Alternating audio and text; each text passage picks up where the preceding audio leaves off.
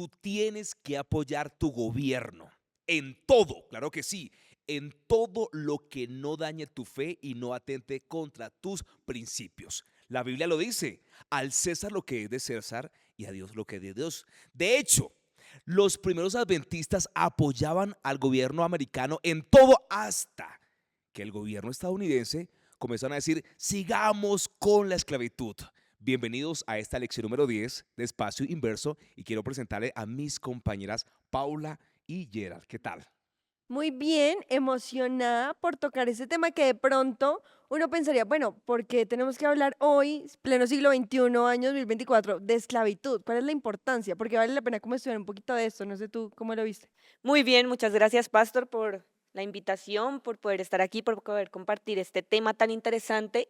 Y aunque de pronto para ti no suena muy actual, es actual, porque hoy en día también hablamos acerca de esclavitud, solamente que quizás no con este término, sino con unos términos, no sé, el pastor ha escuchado de pronto de trata de personas o hemos escuchado de pornografía infantil.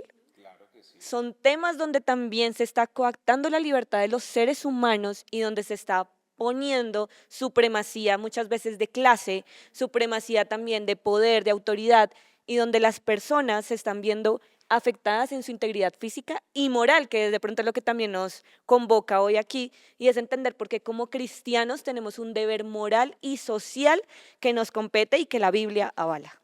Lo que quiere decir que el tema de la esclavitud es un tema más relevante en el siglo XXI y en el posmodernismo de lo que usted y yo pensamos y creemos. Bienvenido a este espacio, lección número 10 y vamos a disfrutar de este tema, la esclavitud. Miren, cuando el gobierno estadounidense comenzó a decir, vamos a seguir adelante porque qué rico que nos sirvan, qué rico tener esclavos, qué chévere eso, que nos laven los pies, que nos laven la Que ropa. nadie diría que no. Entonces, oye, Gerard, la iglesia adventista dijo, no, nosotros apoyamos las políticas que apoyan la libertad de expresión, libertad religiosa, libertad de credo, pero esta política que ustedes están planteando y que quieren seguir trabajando, nosotros no la apoyamos. Es por eso que, claro, nosotros cuando empezamos la introducción de este programa diciendo apoya tu gobierno, lo estamos diciendo en el sentido de las políticas que ayudan y van en pro del desarrollo social, económico y cultural. Claro, completamente, Pero pero si, oye, Yera, pero si viene una política que te daña, atenta, entonces nosotros decimos, no, no apoyamos eso.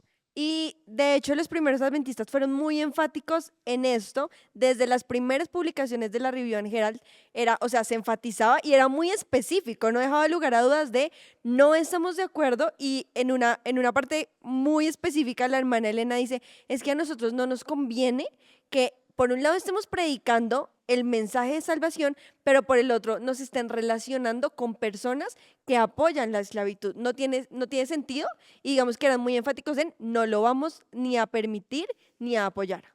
Algo de pronto allí interesante también es que la misma declaración de independencia de los Estados Unidos estaba hablando de libertad, decía todos los hombres son creados iguales, son libres, dotados por su creador de derechos inalienables. Entonces decían ellos, pues estamos proclamando, estamos viviendo en un país que dice ser libre y avalar la libertad y vienen con esta política que no tiene absolutamente nada que ver con los principios que se supone con los cuales se cimentó este país y que también es algo profético, ¿no? Y por eso a mí me encanta la posición que ellos sentaron desde el principio. A nosotros nos da mucha pena, lo sentimos gobierno americano, pero nosotros no apoyamos eso. Y yo creo que esto tenemos que aprenderlo nosotros para la vida práctica. Sentar a nuestro presidente, qué pena jefe, yo no voy el sábado a hacer nada. Ni me paguen ni le cobro. Qué pena, pero yo no tomo ni polita, ni vino sin alcohol. Bueno, el vino sin alcohol sí podemos tomar con galletitas en Navidad solamente. Pero qué rico es, chicos, aprender la posición de la iglesia desde sus inicios y es sentar un precedente ante el gobierno y ante cualquier entidad. Nosotros no apoyamos eso y la iglesia fue muy clara, muy enfática y usted lo argumentó con las publicaciones en Arriba and Herald que decía nosotros somos una iglesia que no apoyamos la esclavitud y es lindo saber que hoy nosotros todavía gozamos según la constitución política colombiana de libertad y sentar un precedente. Nosotros no presentamos pruebas de IFES los sábados, por eso ahorita lo hacen los domingos. ¿Por qué? para respetarnos a nosotros. ¿Por qué? Porque desde el principio se sentó un precedente. Si usted como joven universitario dice, ay, pero una clasecita el sábado no pasa nada, usted va, pero viene otro que sí quiere ser fiel. Y entonces los maestros le han dicho a los pastores, pero es que aquí hay adventistas que vienen el sábado. ¿Cuál es el problema? Que no sea tan extremista el que viene. Entonces tenemos que recordar que la decisión que yo tome como cristiano va a afectar a los que vienen detrás mío. Allí también de pronto es interesante, pastor, cuando también leíamos que hay varias, o hubo en su momento, varias iglesias y varios cristianos, como tú lo Entre acabaste de comillas. decir, que apoyaban la esclavitud. Entonces salen unos diciendo no, sí, y salen otros diciendo que no, y bíblicamente avalados o soportados. Porque ellos que decían, en el Antiguo Testamento no hablaba sobre el trato siervo y sobre el trato pues del amos, no había aval en la esclavitud en las leyes de Moisés. Y sí, claro que sí, pero ¿qué clase de esclavitud era la que veíamos ya en el Antiguo Testamento, a diferencia de lo que se estaba viendo en Estados Unidos? Y que a nosotros de pronto hoy nos puede parecer raro o podemos de pronto no entender, pero en el Antiguo Testamento yo lo entendía de cierta manera, era como que habían derechos y protección para los esclavos. Entonces uno puede decir como, o sea, como así, ¿sí? Como que no tiene mucho sentido que alguien que es esclavo tenga derechos, se le proteja, haya un trato digno, pero así era. Y de hecho, cada 7 años, en el año del jubileo, todos los esclavos debían ser declarados libres. Entonces, en la lección le decía que una cosa es la esclavitud, y como entendemos hoy de pronto la esclavitud moderna, a lo que ven en el Antiguo Testamento, que era una servidumbre por contrato. Y muchas veces yo decía ser esclavo de una familia porque claro, uno, necesito pues digamos que los medios que ellos me están dando por un tema financiero y económico, pero otro también puede ser, terminaron los 7 años, ellos me dieron la libertad, pero yo quiero seguir con esa familia porque se convirtió en mi familia. Entonces, digamos que iban todo un tema al juez, pues para que todo el mundo se diera cuenta que no era que no lo habían dejado en libertad, sino que era que la persona Quería realmente seguir. quería seguir con la familia y pero todo bajo un trato digno y digamos que bajo las normas de Dios, que en ese momento lo que había en Israel era una teocracia. Entonces, no podemos entrar a comparar y algo que me quedó mucho, que escribió la hermana Elena en una de las publicaciones, era la esclavitud en Estados Unidos pudo haberse abolido desde hace mucho tiempo atrás si no fuera porque las iglesias cristianas se opusieron a esto. Así es. Bueno, cabe resaltar aquí en este pedazo y en este momento y es que Dios nunca, aunque aparece en la Biblia, Dios nunca quiso que existieran esclavos. ¿Por qué los esclavos existieron, Paula y Gerald? Sencillamente por la avaricia y el corazón egoísta de algunos. Por ejemplo, entraron a la tierra prometida, tierra Canaán. Cada uno coja de aquí para allá, del río Medellín hasta el río Bogotá. Eso va a ser de la tribu de los Gerald. Del río de Chocó hasta el río de Santander va a ser de la tribu del Paula. Y cada uno tenía lo suyo. Entonces, ¿por qué algunos se volvieron esclavos de otros si todos tenían un pedacito de tierra? Ah, es que hubo muchos judíos avispados y comenzaron a comprarle a otros y otros comenzaron a tener mala mayordomía de su tierra, que empezaron a vender sus tierritas y se quedaron sin nada. Llegó un momento que en la ley civil, no ley bíblica ni la ley moral, se le permitió a la familia vender a su hermano menor, oigan, los menorcitos así como que llevaban palo, se le permitía vender a su hermano por si estaban aguantando hambre. Entonces la familia judía decía, oiga, estamos llevados, aquí no entra comida para nada, entonces vamos a tomar al menor. ¿Quién es el menor? Mirar al menor, venga para acá, papito.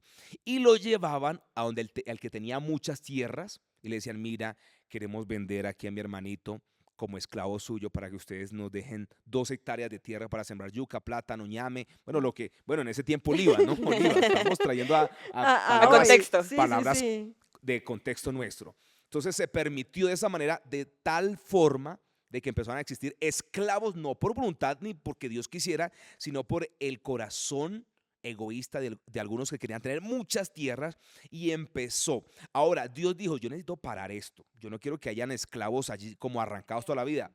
Y por eso, como bien lo explicó Gerald, a los 7 años, cada 7 años, se le daba libertad al esclavo. Pero ¿qué pasaba, Gerard y Paula? Había familias tan buenas, porque el esclavismo o la esclavitud en el Antiguo Testamento no era al de la Edad Media o no era al de los Estados Unidos o el que tuvimos aquí. No, la esclavitud, había normas y reglas para que hubiese un buen trato hacia los esclavos. Entonces, ¿qué pasa? El esclavo después de los 7 años tenía libertad para irse. 7 años de esclavo, pero al séptimo año, ay, qué rico, me voy. Pero habían familias que lo habían tratado tan bien, le daban comida. Estaban gorditos, llegaron flacos, llevados, pero estaban gorditos a los 7 años y decían, yo por voluntad propia. Y es lo que usted acaba de decir. Iban ante el juez, voluntariamente se le rompía aquí, por eso los que tienen aritos actualmente, me imagino que ya fue ante el juez y es esclavo de alguien. Eso es la historia, no nos estamos Sí, aquí burlando de nadie para no, hacer la aclaración. era lo que sucedía Bíblicamente, literalmente. al Ajá. séptimo año decía, yo quiero ser esclavo voluntario de esa familia porque me han tratado como un miembro más. ¿Está bien? Aunque ellos, dice la lección 10, que no comían la Pascua, los esclavos, excepto si vivía en la casa de un levita, podía acceder a la comida pero de la Pascua y demás. Pero entonces yo voluntariamente se le rompía la orejita para que como un símbolo visible que la gente decía, oiga, el séptimo año este esclavo tuvo la oportunidad de irse para su casa. Y voluntariamente decidió quedarse. Eso quién lo decía, la orejita aquí. Por eso es cuando usted mira a una persona con la orejita aquí, con el huequito, hay que preguntarle voluntariamente a quién está sirviendo, ¿no? Entonces, amigos, voy a cerrar esta parte para dar la oportunidad a ustedes porque vienen unas cosas maravillosas. La esclavitud del Antiguo Testamento, exactamente de Éxodo, es muy diferente a la esclavitud que ahora Paula nos va a hablar, que es una esclavitud muy, muy denigrante, deplorable y realmente inmoral. Totalmente. Hoy en día y actualmente lo que se vive o lo que realmente las personas experimentan es subyugarse, humillarse a causa de lo que siempre ha sido, tú lo hablaste de la avaricia, ¿no? Del dinero, porque unos se aprovechan de otros. Y el tema de la trata de personas, que es algo que pasa mundialmente en todas partes, denigra no solamente a las mujeres y niños, sino también a los hombres. O sea, nos estamos denigrando entre todos solamente porque por satisfacer también esos placeres bajos y esos pecados que pues el enemigo coloca en medio de nuestra sociedad. Así que la esclavitud simplemente se ha desdibujado de pronto desde algún ángulo, pero pues tomado otras formas. Y pues es necesario que nosotros también comprendamos o seamos conscientes de la protección de Dios de la que gozamos hoy en día, porque eso existe. Yo miraba también estadísticamente el tema del secuestro, o sea, hoy no somos ajenos a que haya secuestro en nuestros países de Latinoamérica. Exacto. Hay zonas rojas todavía acá en Colombia donde uno no puede ir fácilmente. Hay zonas en nuestra ciudad de Bogotá, para los que estamos acá, donde también podemos encontrar vulneración de derechos y etcétera. Y son esas cosas por las que sí debemos levantar una bandera. Y no una bandera necesariamente con un partido político o una bandera allí en el Senado, en el Congreso, no. Es una bandera por la dignidad humana, porque pues nosotros somos cristianos y creemos que hemos nacido libres en Cristo Jesús cuando Él pues nos da esa nueva oportunidad a todos nosotros. Y tenemos el deber moral de hacer llegar a todas las personas pues a ese Salvador, a ese libertador. Y creo que sí debemos levantar esa bandera como jóvenes universitarios, como Ujú. jóvenes adventistas. Y creo que tú tocas un punto muy importante y es de nuestra identidad. El mensaje que nosotros hoy proclamamos es básicamente el mensaje de los tres ángeles. Entonces, alguien que nos lleva escuchando todo este tiempo que estamos hablando puede decir, bueno, pero ¿y por qué estamos hablando de eso? ¿Cuál es la importancia? Y es que nosotros como adventistas que proclamamos el mensaje de los tres ángeles, no podemos, como lo decía la hermana Elena en sus publicaciones, proclamar sobre un mensaje y estar de acuerdo o apoyar algo que va completamente en contra. Y podemos empezar revisando el mensaje del primer ángel por la primera partecita, y creo que el pastor lo tiene allí, que es temed a Dios y darle gloria. Y la lección enfatizaba en nadie que teme a Dios oprimiría a otra persona, o nadie que teme a Dios estaría de acuerdo en apoyar a que alguien más estuviera oprimiendo a otra persona, porque va en contra de lo que Jesús cuando vino nos enseñó, y es tratar a los demás, o sea, el mandamiento de es que los demás son como tú.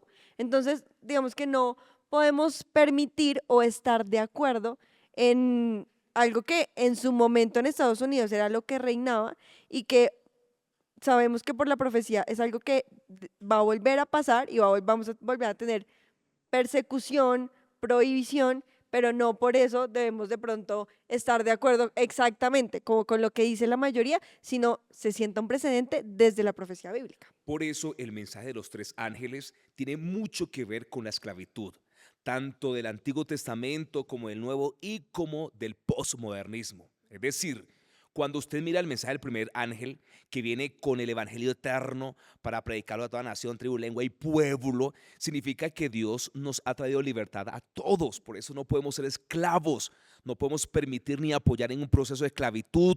No podemos apoyar la esclavitud en las formas que se presentan actualmente. Y quiero decir una, chicas, que es la que pasa y lo que está afectando a los jóvenes. Tenemos jóvenes que están esclavos de la sexualidad. Tuvieron su error con su pareja y se apegaron y están esclavos porque cree que de pronto ya tiene que casarse con esa persona porque hay una esclavitud fuerte allí. Y esto es para ti. Mira, el evangelio trae perdón a tu corazón.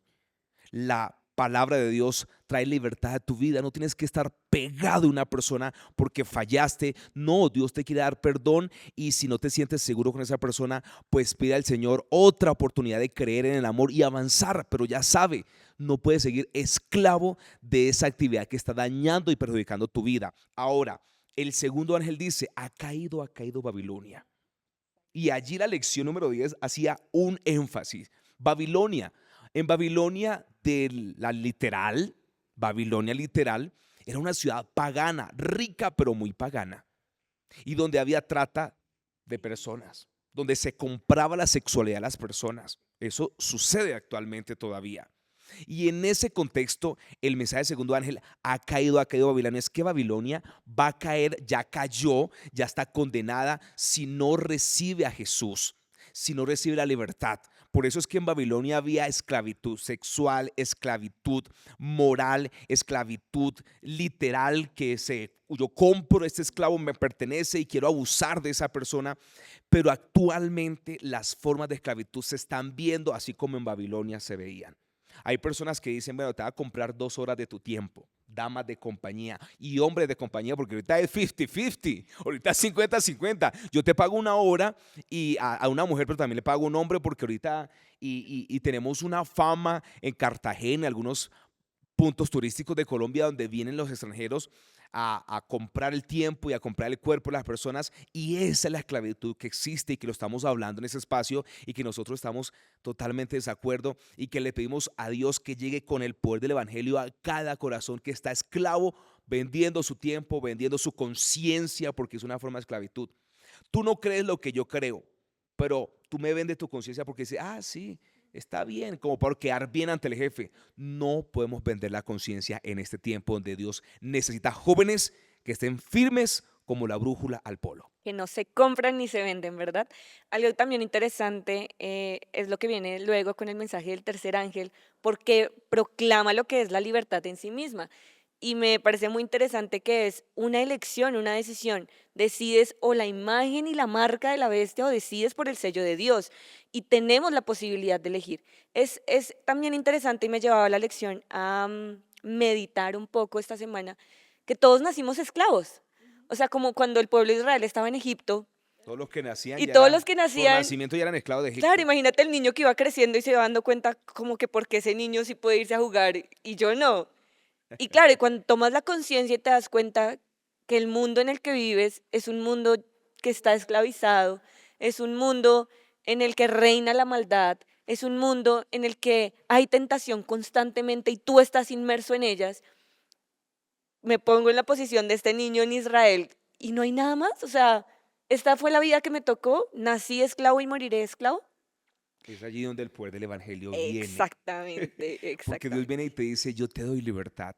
Tú no naciste, o sea, tú naciste esclavo y llevamos 6.000 años cargando el pecado, y una persona nace en este mundo y nace ya con la esclavitud del pecado, pero es allí donde llega Jesús con el poder del evangelio para brindar libertad.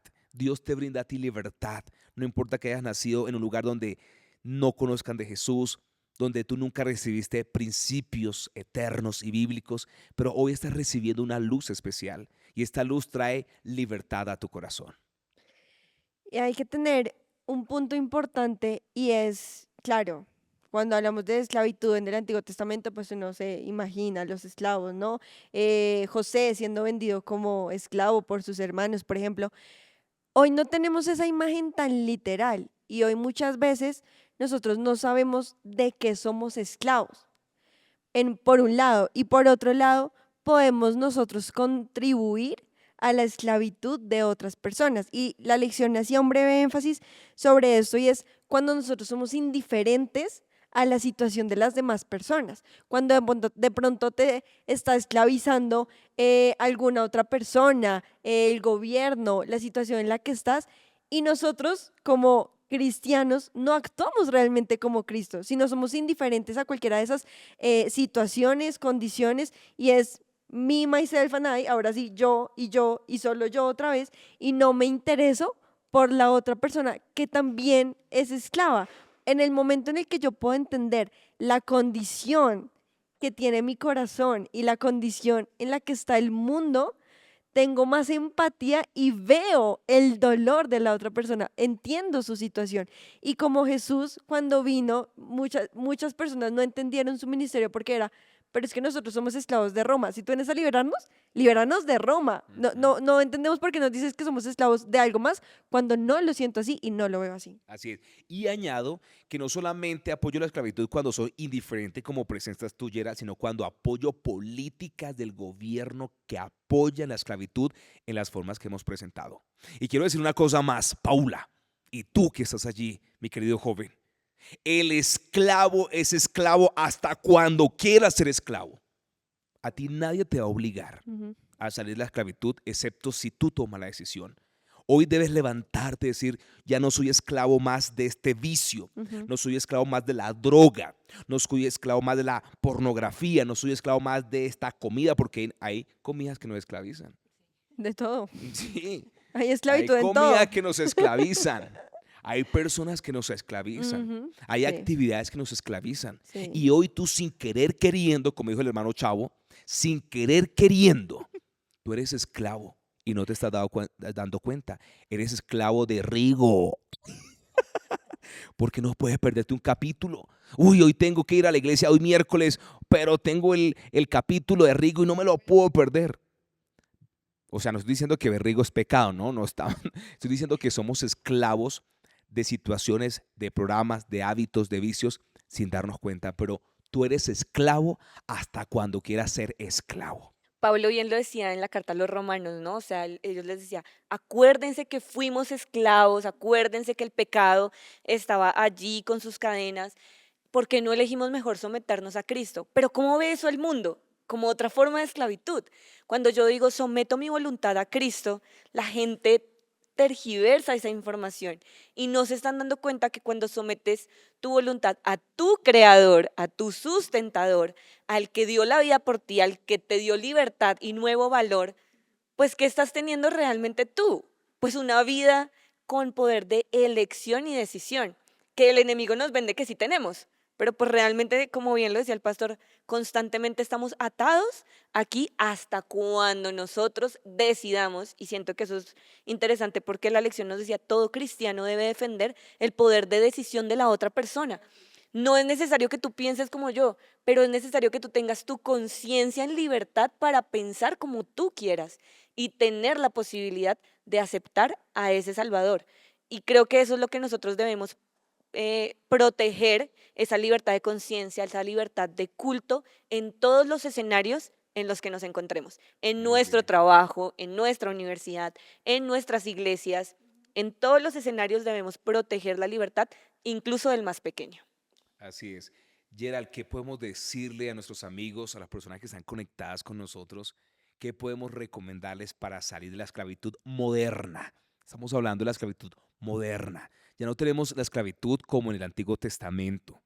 Ya no tenemos la esclavitud como en Cartagena, que llegaban nuestros hermanos y los compraban, que me parece que eso es denigrante hasta lo sumo. Gracias a Dios se abolió la esclavitud, pero hoy también miramos que personas voluntariamente se someten a la esclavitud. Pero ¿qué decirles a esas personas que están esclavas en la esclavitud moderna? ¿Qué decirles? ¿Cómo apoyarlos hoy? ¿Qué orientación les podemos dar, Paula y Gerald, para aquellas personas que están en esclavitud moderna y que quieren salir de ella? Yo creo que el mensaje principal es esa batalla que tú tienes en este momento, ya Cristo la ganó por ti. Y el siguiente paso que debes dar es aceptarlo a Él como el vencedor de esa batalla que tú hoy piensas que está muy difícil, que hay días en donde de pronto te gana, que hay momentos en los que tú dices, no puedo más, estoy perdido en esto, para mí ya no hay ninguna salida.